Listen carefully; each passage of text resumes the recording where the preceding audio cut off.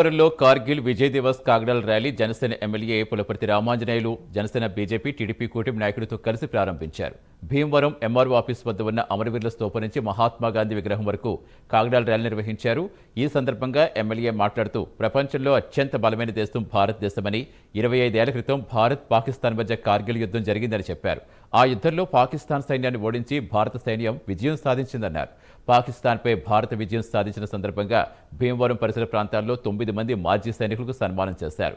అనంతరం కాగడాల ప్రదర్శన నిర్వహించారు.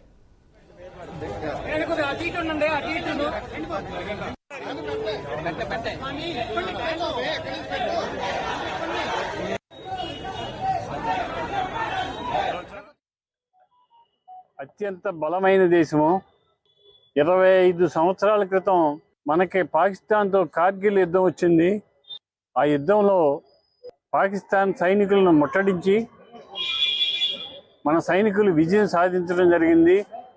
25 సంవత్సరాలైన సందర్భంగా మన భీమవరం ప్రాంతంలో ఉన్న మాజీ సైనికులకు సన్మానం చేసి మన ప్రకాశం చౌక్ మీదుగా బొంబాయి స్వీట్స్ వరకు కాగడాల ప్రదర్శన చేస్తున్నాం.